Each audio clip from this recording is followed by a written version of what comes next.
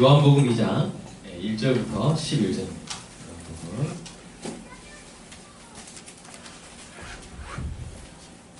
요한복음 2장 1절부터 11절입니다. 교독하도록 하겠습니다. 사흘째 되는 날 갈릴리 가나에 혼례가 있어 예수의 어머니도 거기 계시고 포도주가 떨어진지라 예수의 어머니가 예수에게 이르되 저녁에 포도주가 없다 하니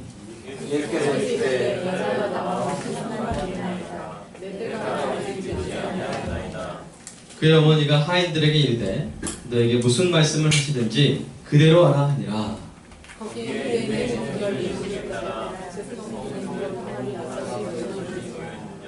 예수께서 그들에게 이르시되 항아리에 물을 채우라 하신즉 아귀까지 채우니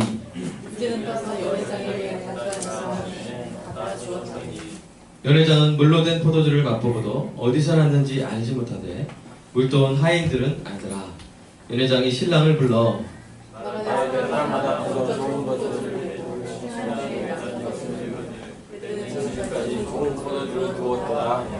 예수께서 이 첫 표적을 갈릴리 가나에서 행하여 그의 영광을 나타내심에 제자들이 그를 믿으니라.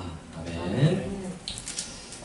네, 우리가 이제 1장을 오랫동안 배웠고 이제 2장을 들어갑니다. 우리 교회 전도지가 있죠? 우리가 이제 외주를 줘서 맡겨서 이제 그래서 이제 사는 그런 전도지도 있지만 물론 이제 디자인은 제가 하는데 그다음에 이제 매주 나오는 전도지가 있죠? 뭡니까? 우리 전도 주보입니다. 주보 보시면 빛골 과학 이 1년 보십시오. 이거 과학부의 전도 주보 이렇게 전도용 주보입니다. 우리만 보는 것이 아니라 세상 사람들과 이 지역 사람들과 같이 보기 위해서 만드는 주보입니다. 이 주보를 보면 이제 1면부터 보면 1, 2, 3면 3면에 뭐가 있습니까? 전도 편지가 있죠?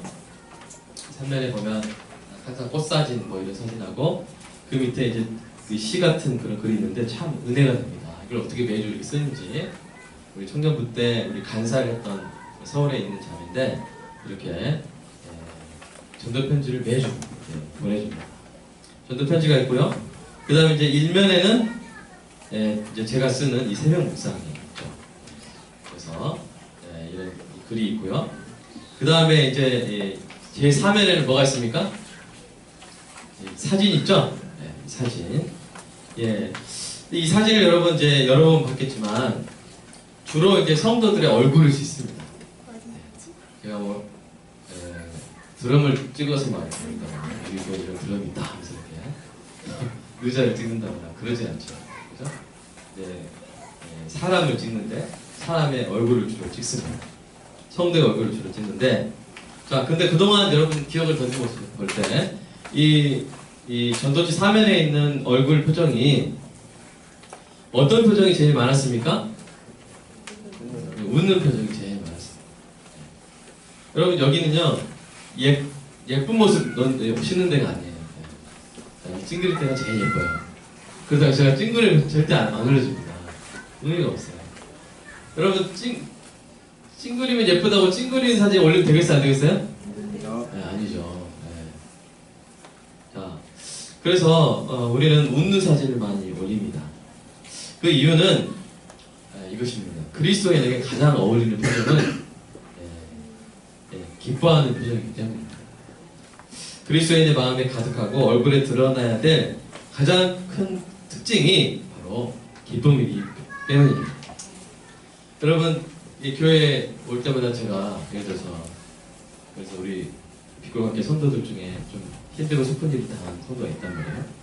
그래서 제가 그 성도만큼 슬퍼하려고 막 울고 있고 얼굴에 다크서클이 막 턱까지 내려가 있고 그런 표정으로 계속 있으면 여러분 좋겠죠?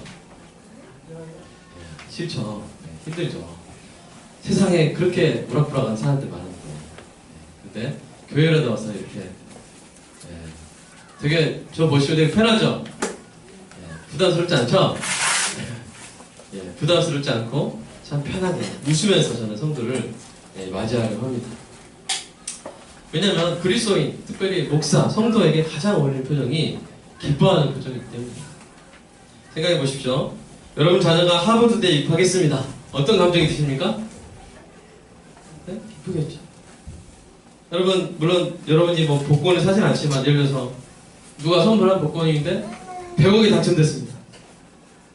박유한 집사님, 기쁜 어떤 마음이 들겠어요? 네, 저절로 이렇게 미소가 나오죠? 기뻐하지 않으려고 나도 모르게 이 입에 걸리는 그런 경험을 우리가 하게 되겠죠. 여러분, 이 정도의 소식도 우리에게 기쁨이 된다면 최고의 복된 소식인 복음을 듣고 믿고 깨달은 우리는 최고의 기쁨으로 충만해지는 것이 당연한 줄로 믿습니다. 예수를 믿은 우리와 우리 자녀는 하버드 대학과 비교할 수 없는 천국에 합격했습니다. 아멘입니까? 100억과 비교할 수 없는 영생과 하나님의 자녀가 되는 권세를 우리가 이미 받았습니다. 어찌 기뻐하지 않을 수 있겠습니까? 이 놀라운 선물을 주신 하나님께 우리가 보일 수 있는 합당한 반응은 뭐겠어요? 1번 무덤덤함, 2번 기뻐함. 뭐겠어요? 기뻐함. 여러분, 아버지들 진짜 자녀가 메가드래곤 사주세요. 메가드래곤 100만원짜리로 생각해요. 진짜 100만원짜리 메가드래곤 딱 사줬는데 이거 뭐야? 이러면 여러분, 아버지 마음이 어떨까요?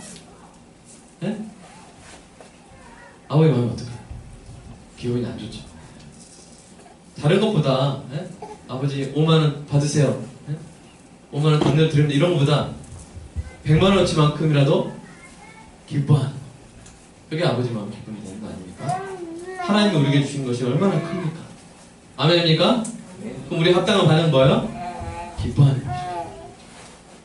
기쁨과 즐거움이야말로 하나님께 드리는 최상의 예배이며 동시에 그리스도인의 핵심적인 특징입니다.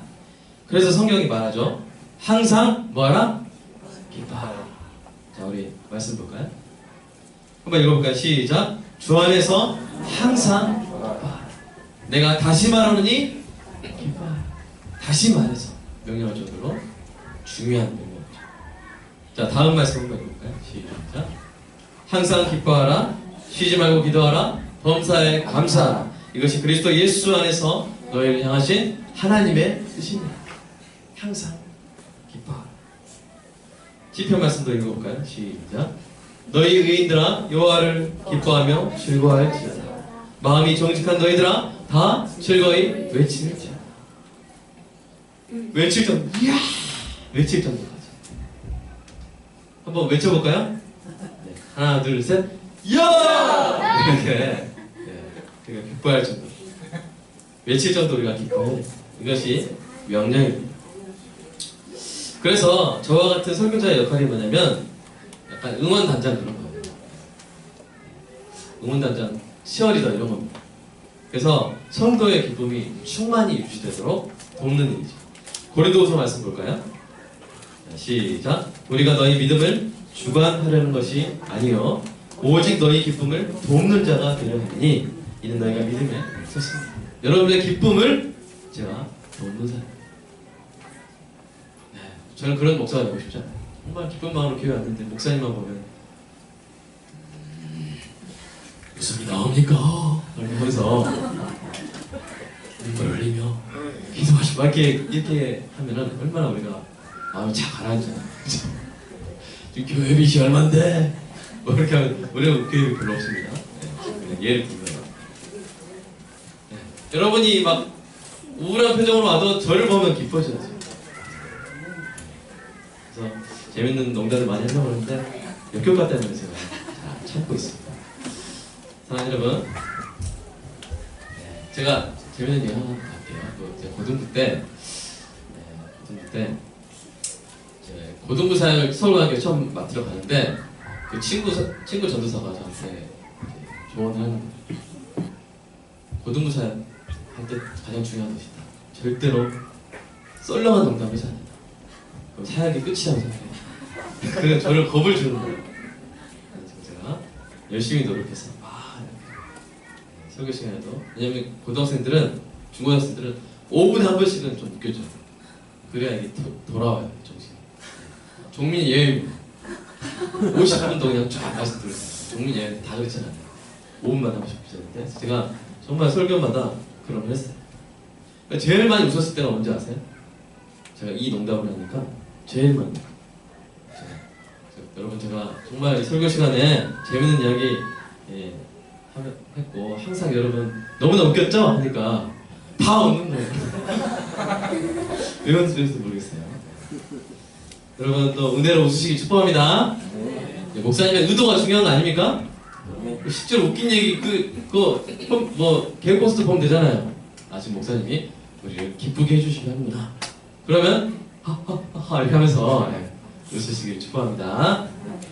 자, 또 다음 말씀 한번 볼까요? 빌립보서 말씀. 시작. 내가 살 것과 너희 믿음의 진보와 기쁨을 위하여 너희 머리와 함께할 이것을 확실히 알아. 사도 바울이 순교를 앞두고 쓴 편지죠. 근데 여러분과 함께하고 싶은데 빌립보 교회 성도들과 여러분과 함께하고 싶은데 뭘 위해서? 여러분의 기쁨을 위해서 내가 여러분과 함께하고 싶습니다. 하는 말씀이죠. 사랑하는 여러분, 주 안에서 기뻐하시기를 축복합니다. 아멘. 다시 말하겠습니다. 이거는 축복이라보다 명령입니다. 기뻐하십시오. 아멘. 성경의 명령은 이렇게 말하죠. 기뻐하라. 기뻐하는 게 좋을 거예요. 기뻐하시지 않겠습니까? 이게 아니라 기뻐하라. 항상 기뻐하라. 아멘. 네. 물론 저는 압니다. 이 명령이 하나님의 명령이고 그래서 아멘은 억지로 하지만 그러기 힘들 때가 있다는 것을 알죠. 일상의 짐과 꼬여가는 관계로 인해서 기뻐하기는커녕 버티기도 힘들 때가 있다는 것을 압니다. 그럴 때 여러분 오늘 설교가 힘이 되는 은혜가 있기를 축복합니다. 빌립보서 말씀을 보면 기뻐하되 어떻게 기뻐하라? 주 안에서 기뻐하라. 아까 기억나죠? 주 안에서 기뻐하라 수식어가 있습니다. 주 안에서라는 말은 우리가 자주 쓰는데도 불구하고 그 뜻을 명확하게 모르는 경우가 있습니다. 제가 옛날에 고등학교 때인데 어떤 자매가 저한테 고백을 했어요. 형제님을 사랑합니다. 이렇게 하면 되는데 어떻게 사랑합니다? 주 안에서 사랑합니다. 무슨 뜻인가? 이거는 고백인가? 아니면 그냥 신앙 고백인가? 이게 사랑 고백인가? 신앙 고백인가? 그래가지고 그냥 아무런 반응을 하지 않았습니다. 다행인지 모르겠어요. 다행이었습니다. 네. 사랑하는 여러분, 주 안에서 기뻐한다는 말이 무슨 뜻일까요? 주 안에서 되게 우리가 자주 말하고 자주 듣지만 무슨 뜻인지 애매하지 않습니까? 이 주 안에서란 말의 뜻을 알려면 우리는 우리의 주 대신 예수님이 어떤 분인지를 알면 더 알 수가 있습니다. 주님이 어떤 분이신 줄 알면 그 주 안에서 기뻐하는 거예요. 예수님이 어떤 분이신지를 구체적으로 알면 주 안에서라는 말의 의미를 우리가 실감할 수가 있기 때문입니다. 사랑하는 여러분, 오늘 본문의 사건을 통해서 우리가 영접한 주 예수님이 어떤 분인지 알아서 항상 주 안에서 기뻐하는 여러분 되시길 축복합니다. 지난 시간에 우리가 배웠죠. 바로 요한복음 1장 19절에서 2장 11절까지 예수님의 공생의 첫 일주일을 겨루고 있다고 배웠죠. 그죠? 예수님의 공생의 첫 일주일. 그 중에서도 오늘 2장 1절부터 11절까지의 사건이 몇 번째 날이었습니까? 바로 7번째 날. 요일은 무슨 요일이었어요? 수요일이라고 우리가 배웠습니다. 이 수요일에 예수님이 갈릴리 가나의 혼인잔치에 와 계십니다. 여기서 우리는 질문을 해볼 수가 있습니다. 여러분, 예수님의 혼인잔치에 오신 이유가 뭘까요? 네, 2절을 보면, 2절 보십시오. 네, 2절을 보면 예수님과 그 제자들이 그 혼인잔치에 초대를 받았기 때문입니다. 초대를 받았어요. 그렇다면 왜 예수님이 초대를 받았을까요? 예수님과 제자들이 초대를 받은 것은 1차적으로 아마도 예수님의 어머니나 이 나다나엘이 그 혼례와 관련이 있었기 때문일 것입니다. 여러분, 요한복음 21장 2절을 보면 나다나엘의 고향이 어디예요? 어딜까요? 본문가 되겠습니다. 가나입니다. 갈릴리 가나입니다. 그래서 아마 나다나엘의 고향 사람이 결혼했을 때 나다나엘과 그 어머니와 제자들이 그 예수님이 초청을 받은 것 같습니다. 여러분, 그러나 더 근본적인 이유는 예수님이 사람들의 잔치에 초대하고 싶어할 만큼 유쾌한 분이기 때문입니다. 여러분, 예수님은 이 땅에 왜 오셨습니까? 예수 이 땅에 죽으러 오셨죠. 그죠? 십자가에서 인류의 죄를 뒤집어쓰고 죽임을 당할 날이 멀지 않았습니다. 몇 년 후죠? 2년 후죠. 예수님이 만약 그 일에 항상 억눌려서 침울하시거나 슬픈 표정만 짓고 다니셨다면, 그럼 사실은 그럴만하죠? 그러면 예를 들어서 우리 성도 중에 절대 그런 일 없습니다. 그래서 어떤 사람이 당신은 이제 시한부 이제 2년 6개월 남았습니다. 암에 걸려가지고. 그러면 그 사람이 기쁜 표정으로 다니기가 쉬워요? 어려워요?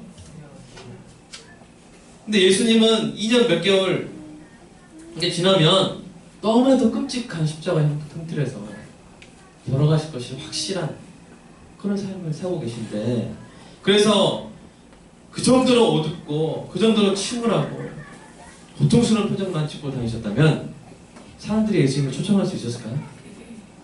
네? 초청을 안 하죠. 그러나 예수님은 그 어느 때보다 밝고 즐거워해야 할 혼인잔치의 초대를 받았습니다. 왜요? 예수님께는 기쁨이 있었기 때문에. 요한복음 15장 한번 볼까요? 요한복음 15장 시작. 내가 이것을 너희에게 이름은 내 기쁨이 너희 안에 있어 너희 기쁨을 충만하게 하려 함이라. 예수님에게는 이 예수님의 기쁨이 있었습니다. 그 기쁨이 컸기 때문에 예수님의 기쁨이 우리 안에 있게 되면 충만하게 차고 넘칠 정도였어요.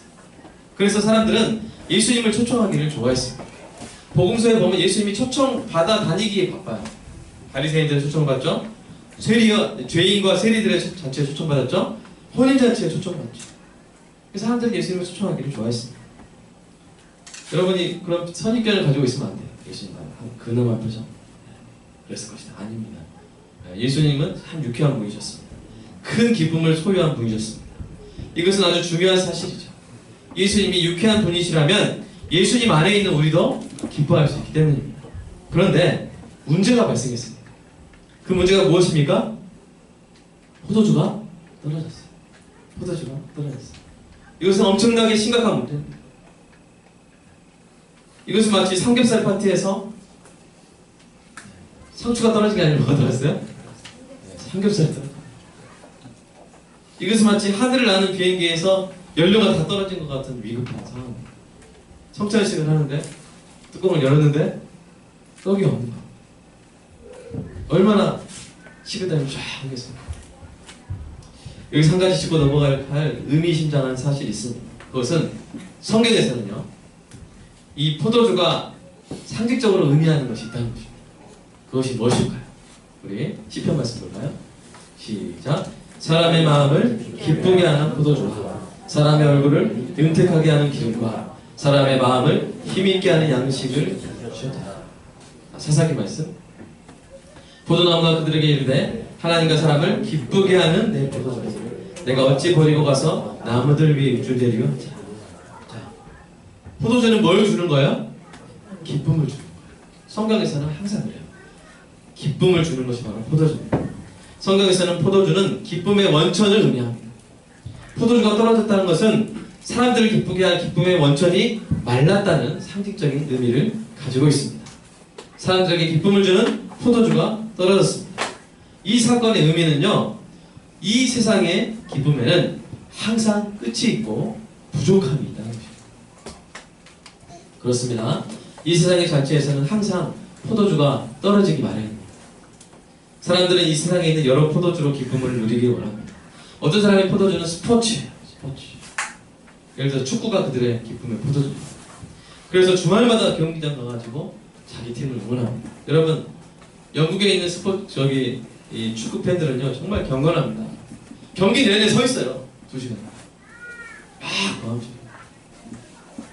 진짜 거기에 경기가 아니라 찬양팀만 거기 있으면 다 좋은데 경배찬 서면서 하죠. 자기 팀이 극적인 승리를 거두면 그 기쁨으로 인해 흥분하지만 또 자기 팀이 지면 어떻게 돼요? 훌리건으로 변변해가지고 서로 치고받고 싸우고 산산조각이 나는 것을 볼 수가 있습니다. 어떤 사람에게는 이 TV가 기쁨의 포도주입니다. 집에만 오면 TV 틀고 끝날 때까지. 옛날에는 성효울과 백전 나올 때 계속 TV 보고 웃기 시작합니다. 예능 프로그램 보면서 웃기 시작합니다.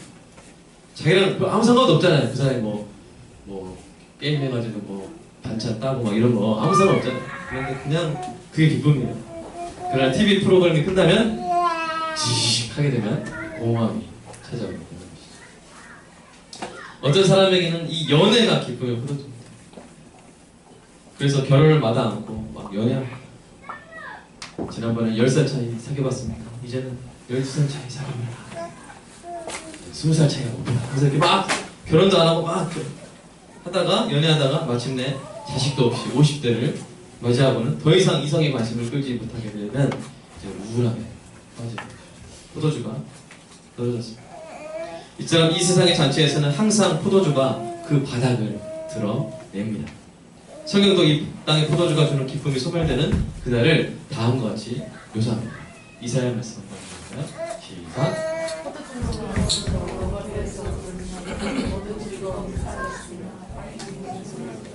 이날이 온다. 모든 인생입니다. 그런데 예수님이 포도주가 떨어진 이 호인잔치에 참석을 하시는 중입니다. 기쁨이 사라져가는 이 땅에 예수님이 오신 것입니다. 과연 어떤 일이 일어나겠습니까? 그때 예수님의 어머니가 예수님에게 부탁합니다. 포도주가 떨어졌다고 말씀하시죠. 그래서 예수님 뭐라고 하십니까? 여자여, 나와 무슨 상관이 있나이까? 내 때가 아직 이르지 아니하였나이다. 참고로 여기서 여자여라는 말은 여인에 대한 이 유대인들의 극존칭입니다. 그렇다고 여러분이 하시면 안 돼요. 예? 동아야, 엄마한테 여자애 하면 안 돼요. 동아리님. 어머님. 이렇게 해야죠. 근데 여기서는 어머님이라는 그런 말이에요.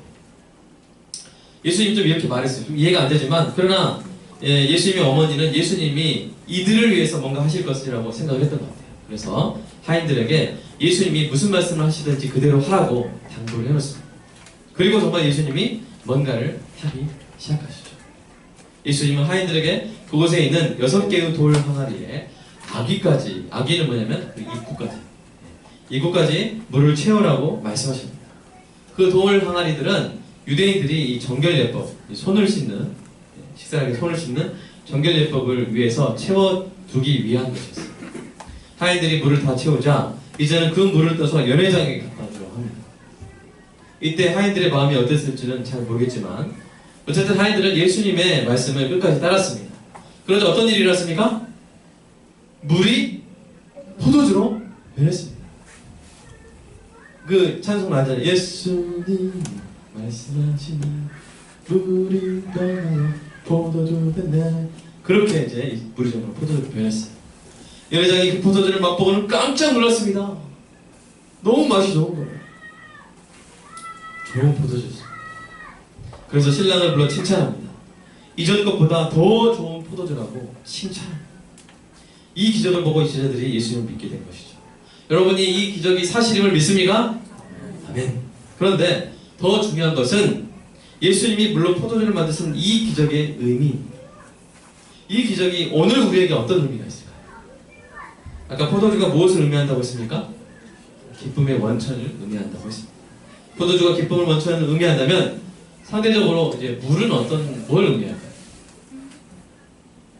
물은 뭘 의미한다고 생각하셨을까요? 물은 맛이 없죠? 여러분 물로 잔치할 수 있습니까? 여러분 저 오늘 예배 끝나고 저희 집에 왔을 때 물 먹여드릴게요. 그러면 사람들이 좋아할까요? 목사가 송되게 물 먹인다고? 이렇게 힘들할 수도 있습니다. 여러분 잔치는 물로 하는 거예요? 포도주로 하는 거예요? 포도주로 하는 거죠. 여기서 물은 기쁨을 주지 못하는 그 무언가를 상징합니다. 예를 들어서 물은 기쁨이 없는 일상을 의미할 수가 있죠. 어떤 사람들은 부부 사이나 부모 자식 간의 관계가 물처럼 기쁨이 없습니다. 연맹합니다. 기쁨이 사라진 지 오래입니다. 어떤 사람들은 직장 생활에서 아무런 기쁨을 찾지 못합니다. 복사하고, 심부름하고, 커피다. 그냥 뭐하죠? 대학교 4년 공부해야죠. 아무런 기쁨이 없죠. 출근할 때마다 도살장에 끌려가는 양처럼 괴롭습니다. 사랑하는 여러분, 혹시 여러분의 삶에 이런 현상이 한 가지라도 있다면, 여러분 막 빨래하고 살림하고 그런데 기쁨이 없니다. 이 빨래하는 동안 청소하는 동안 난 너무 힘들다. 그래서 이렇게 이렇게 움직이죠. 기쁨은 없지만 고통도 없을 것이다. 이렇게 자기 암시를 해가면서 혹시 그런, 여러분 심지어는 우리 치과 의사들도 그럴 수 있어요. 얼마나 힘듭니까? 나는 죄신 천단을 이렇게 이렇게 기쁨이 없으니까 그렇게 살 수가 있습니다. 사랑하는 여러분, 혹시 여러분에게 그런 현상이 한 가지라도 있다면 여러분의 삶 속에서 예수님이 뭔가 해주시라고 부탁하시기를 주님으로 축복합니다. 혼인잔치에 포도주가 떨어졌을 때 예수님의 어머니가 예수님에게 부탁한 것처럼 예수님에게 부탁하세요. 예수님, 저에게 포도주가 떨어졌습니다. 더 이상 아내와의 관계에서 기쁨을 느낄 수가 없습니다. 집에 가느니 차라리 출장 가는 게 좋을 정도입니다. 예수님, 저 좀 도와주세요. 절대 제 얘기 아닙니다. 괜히 사모님한테 가가지고 하지 마세요. 저 제 얘기. 저는 정말 집에 가는 게 너무 좋습니다. 안 해요. 지금 좀 10몇 년째 연애하고 있어요. 우리 집으로 아직도 깨가 쏟아지고 있어요. 그냥 깨 쓰느라고. 사랑하는 여러분, 부탁하시고 주님, 제 삶에 포도주가 떨어졌어요. 어떻게 해야 될까? 우리의 희망이 뭔지 아세요? 예수님은 우리의 기쁨에 관심이 있다. 아주 지대한 관심이 있으십니다. 예수님의 어머니가 예수님에게 저들에게 포도주가 없다고 하셨을 때 예수님은 외면하지 않으셨습니다. 예수님은 사람들의 기쁨에 관심을 가지셨습니다. 아까 여러분 요한복음 15장 말씀 생각나세요? 내 기쁨이 너희에게서 너희 기쁨이 충만하게 하리라. 이게 예수님의 관심이었어요. 우리의 기쁨을 충만하게 하러 오신 분인 줄로 믿습니다. 그래서 예수님이 물로 포도주를 만드신 것이죠. 사랑하는 여러분, 축복합니다. 예수님이 여러분의 삶 속에서 물과 같은 일상을 포도주와 같은 기쁨의 원천으로 바꿔주시는 은혜가 있기를 간절히 축복합니다. 여러분, 예수님이 우리에게 주시는 기쁨 중에는요, 이 초일상적인, 일상을 초월하는 기쁨도 분명히 있어요. 막 수련회에 가서 막 방언받고 막 3층 천을 막 올라가고 선교 현장에서 막 안전벨가 일어서고 맹인이 눈을 뜨고 초자연적인 초일상을 초월한 은혜와 기쁨이 있습니다. 분명히 있습니다. 선교 현장. 그러나 여러분, 우리 대부분에게 예수님이 주신 대부분의 기쁨은요, 그런 게 아니에요. 일상을 초월해서 얻는 기쁨이 아니라 예전에는 아무 기쁨이 없었는데요, 예수 믿으니까 거기서 기쁨이 나옵니다. 예전에는 무리였는데요, 예수 믿으니까 기쁨이 나옵니다. 아멘입니까? 여러분의 부부관계, 부모 자녀 사이에, 직장생활에 물이 포도주로 변하는 은혜가 있기를 주님의 이름으로 축복합니다. 우리 특별히 오늘 마음을 모아서 오연의 형제 결혼하면 신부와 저녁 식사하는 게 그날의 하이라이트 기쁨이 되는데 주님의 이름으로 축복합니다. 대화하면서 마지막으로 뭐예요? 커피 한 잔 딱 할 때 불꽃놀이 톡톡톡 오늘의 하루의 기쁨의 하이라이트. 오늘도 내 아내 얼굴을 보아도. 아멘입니까? 여러분, 가슴에 손을 얹고 손을 주십시오. 여러분, 부부끼리 식사하십니까? 부부끼리 식사하는 게 여러분 불꽃놀이 터지는 것처럼 하이라이트는 기쁩니까? 그렇게 되시기를 축복합니다. 직장에서 하는 게 기쁩니까? 환자들 입속 들여다보는 게 기쁩니까? 아멘. 지극히 작은 자를 섬기는 심정, 주님을 섬기는 심정, 내가 이 일을 할 수 있게 하시는 또 이렇게 직장을 주셨어요. 안정된 직장을 주셨어요. 교회도 섬기고 착한 일도 하고 이렇게 오늘 오후처럼 그 가난한 집 아이들의 공부하는 공부방에 저렇게 의자도 갖다 선물하고, 그죠? 얼마나 기뻐요. 사랑하는 여러분, 우리 주부 여러분, 빨래할 때 로봇 되지 마시길 축복합니다. 살림, 여러분, 살림이 뭔지 아세요? 살리는 일입니다. 아멘? 살리는 일처럼 이 땅에 거룩한 일이 있습니까? 이 애들을 살리는 거예요. 여러분이 살림 안 하면 우리 다 죽어요. 우리 아빠, 남편, 아들 다 죽어요. 살림하니까 우리 살잖아. 나라를 살리는 거예요, 여러분. 인류를 살리는 게 주부의 살림이에요. 그래서 야, 내가 세상을 살리고 있다. 내가 지금 이 빨래를 말림으로써 우주를 구하고 있다. 하면서 이렇게 기뻐하시기를 주님의 이름으로 축복합니다. 일상이 뭐로 변해요? 기쁨으로 변해요. 기쁨이 원천으로. 물이 뭘로 변해요? 포도주로 변해요. 이것이 오늘 말씀을 통해 제가 여러분에게 전하고 싶은 하나님의 축복입니다. 얼마나 일주일 동안 이 말씀 전하고 싶었고 있어요. 제가 얼마 전에 친구를 만났어요. 친구 만났는데 그 친구는 정말 잘하는 게 많아요. 체육, 음악 다 잘해요. 뭘 하면 끝까지 해버려요. 최고로 잘해요. 그래서 저랑 예를 들어서 그 친구 탁구를 너무 잘 쳐가지고 저랑 못 쳐요. 왜냐면 너무 비교되는 거죠. 재미가 없대요. 노동하는 것 같아요. 생각해보라고.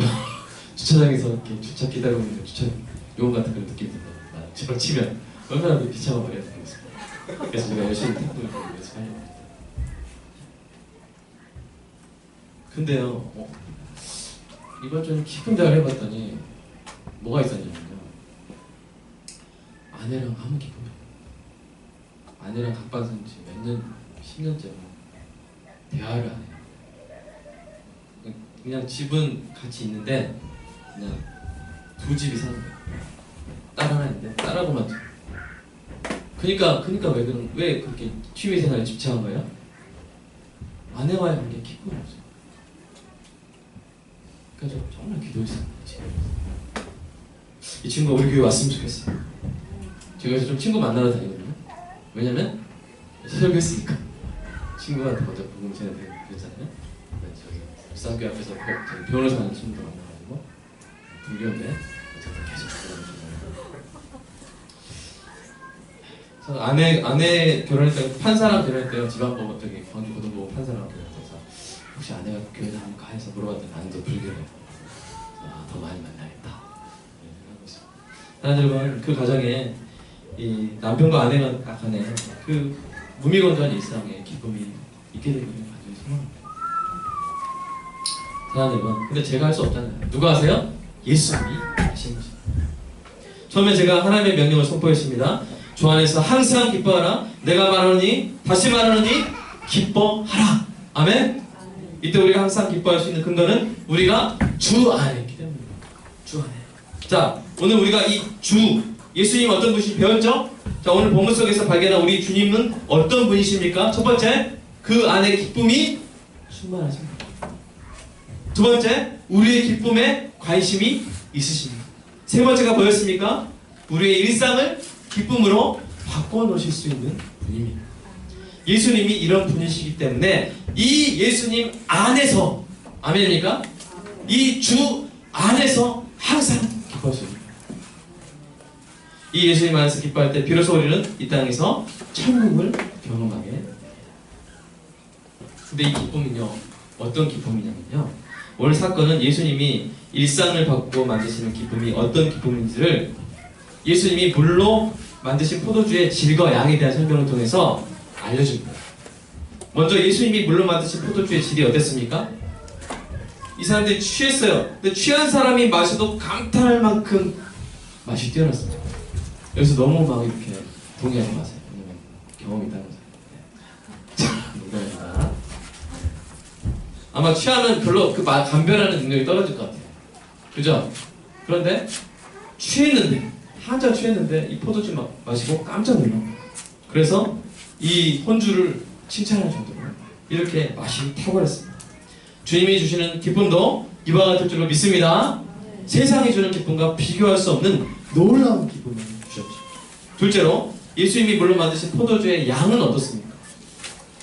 오늘 본문의 설명에 의하면 두세 통 드는 돌 항아리 6입니다. 이것을 아기까지 물로 채웠어요. 이것이 다 포도주가 됐습니다. 자, 한 통은 보통 34리터예요. 34리터. 그런데 두세 통 드는 항아리 6입니까? 2 곱하기 6을 하면 12개고요. 3 곱하기 6을 하면 18개죠. 그러니까 최소 34 곱하기 11을 하면 뭡니까? 408리터입니다. 최대 34 곱하기 18을 하면 612리터예요. 중간치가 뭐예요? 500리터. 그러니까 500리터가 포도주가 뭡니까? 500리터 하니까 좀 느낌이 안 오죠? 여러분 1.5리터짜리 그 생수병 큰 거 그게 277개입니다. 그게 다 뭐가 된 거예요? 포도주가. 어마어마한 양입니다. 그들이 밤새도록 마셨어도 결코 부족함이 없고 집에 갈 때 몇 병씩 싸갔습니다. 예수님이 우리의 일상을 변화시켜 만드시는 기쁨이 이와 같습니다. 부족함이 없습니다. 예수님이 우리에게 주시는 기쁨은 충만한 기쁨이요 영원한 즐거움입니다. 그래서 시편 기자가 다음처럼 고백했죠. 시편 16편 한번 읽을까요? 시작. 주께서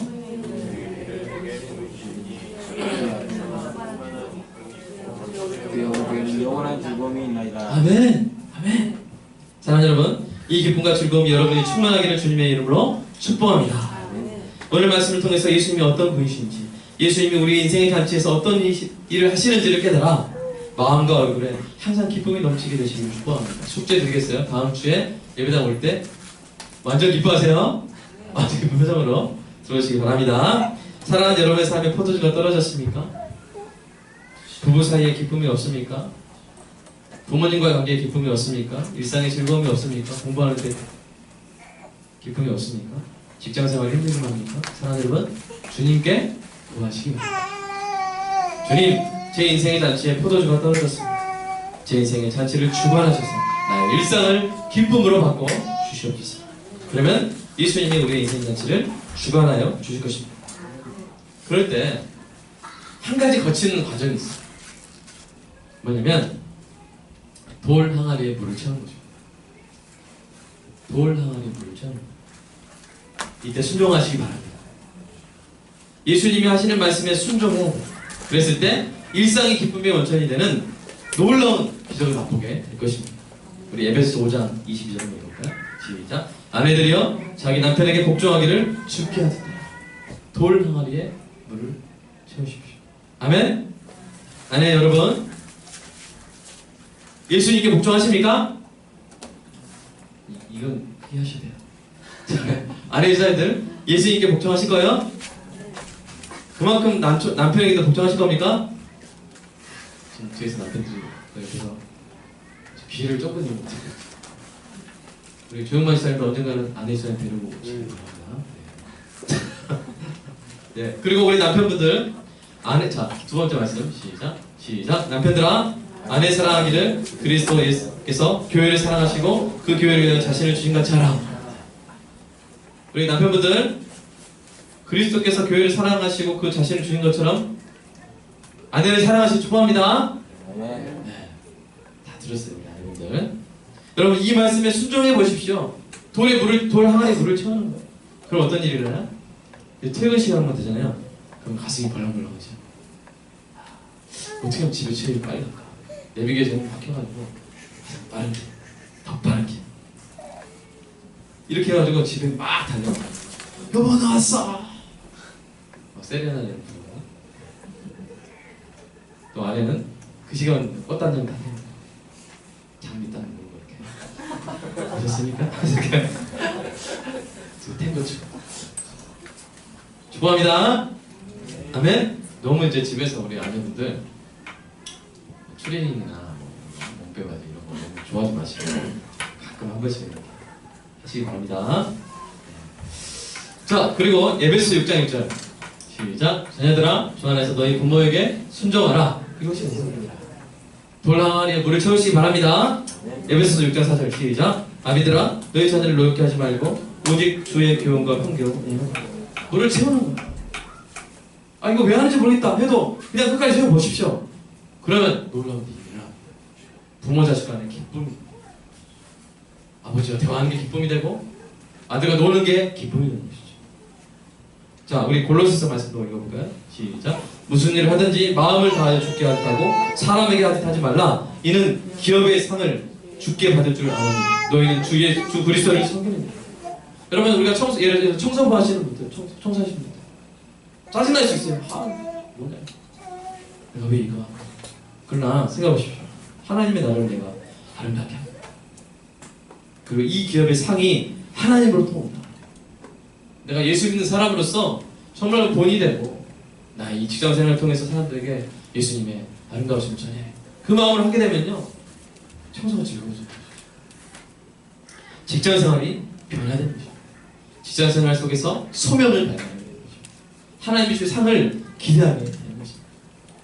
사랑하는 여러분 직장 생활 속에서 기쁨을 발견하게 되는 은혜였기를 주님의 이름으로 축복합니다. 그러면 순종하면 되는 것이죠. 여러분 이렇게 말할 수 있어요. 돌 항아리에 물 채우는 것도 제일 힘들어요. 말씀에 순종하기 어려울 것 같습니까? 그렇다면 말씀에 순종한 힘도 주시라고 주님께 간구하시길 축복합니다.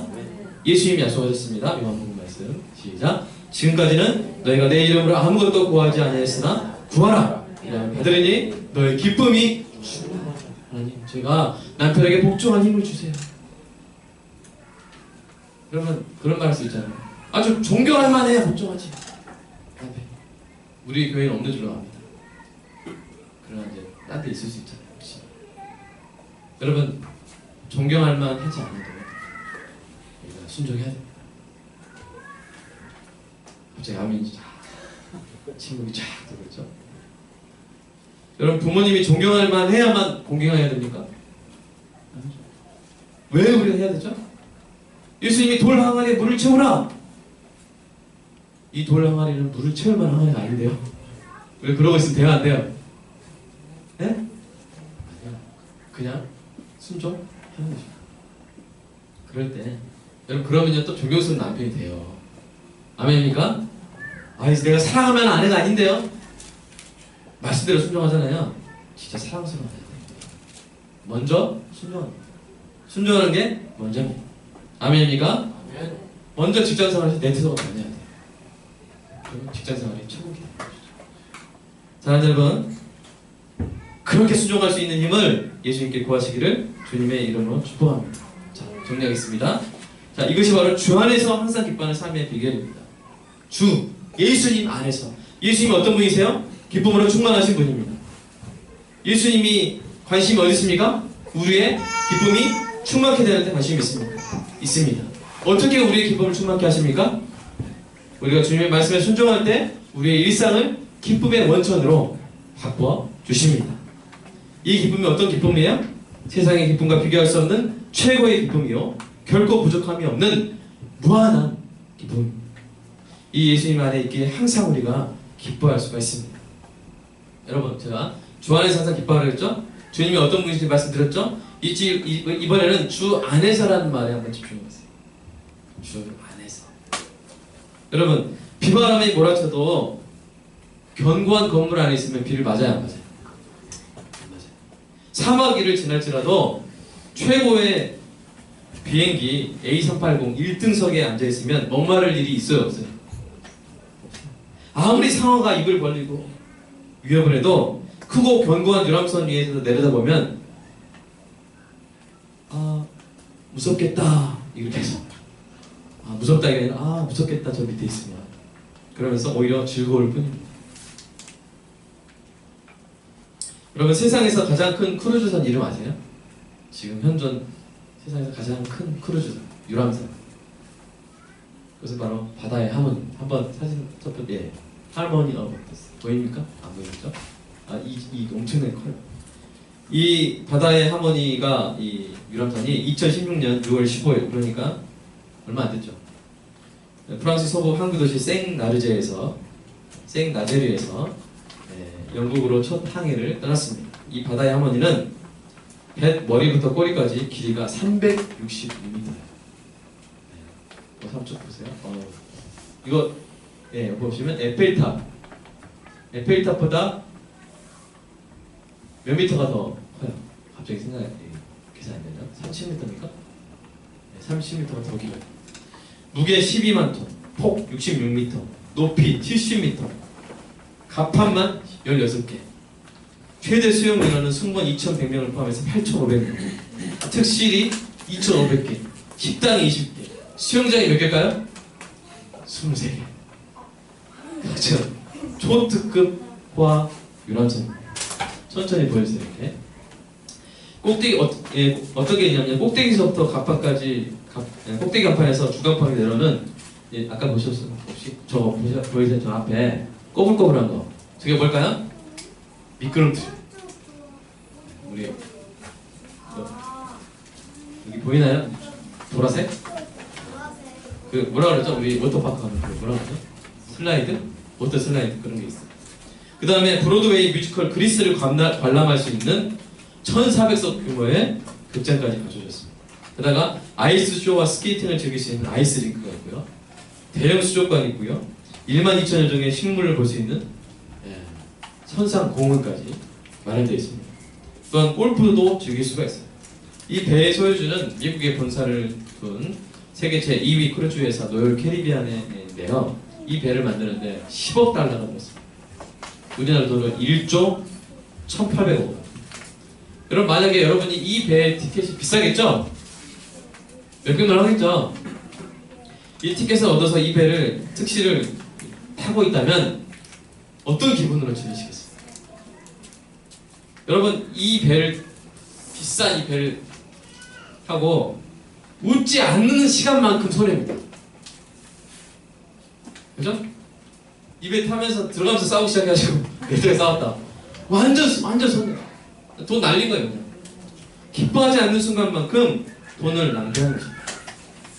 근데 제가 배를 하나 또 소개하겠습니다. 이 배는요 바다의 하모니와는 비교할 수 없는 배입니다. 이 배는 10억 달러가 아니라 우주의 모든 보석배를 다 모아온다 해도 살 수 없는 하나님의 아들의 보혈의 값으로 지어졌습니다.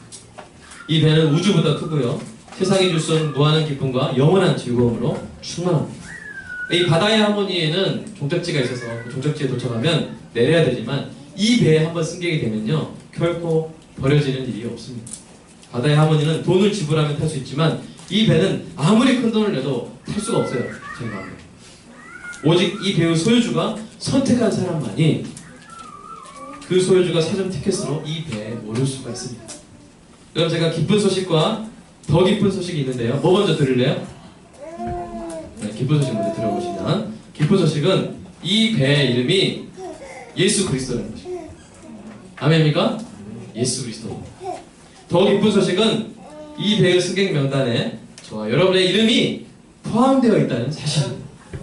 우리는 이 배 안에 있습니다. 우리는 주 안에, 우리 한글로 한자로 배 주자도 있잖아요. 우리는 주 안에 있어요. 우리는 이 배 안에 있습니다. 우리는 예수 그리스도 안에 있습니다. 그러므로 이 배 안에서 항상 기뻐하시기를 주님의 이름으로 축복합니다. 이 주 안에 있는 우리는 기뻐하지 않는 순간만큼 인생을 낭비하는 거예요. 기쁨을 구하십시오. 저도 여러분의 기쁨을 위해서 항상 기도하겠습니다.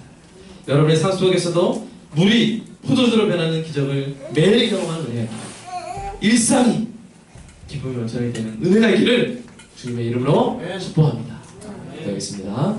사랑의 아버지 하나님, 바다의 하모니호와 비교해서 예수 그리스도 보 안에서 항상 기뻐하게 하여 주셔서 우리의 일상을 주님께 맡겨드립니다. 이것으로 천국의 기쁨을 누리는 포도주를 만들어 주셔서 예수님의 이름으로 기도드립니다.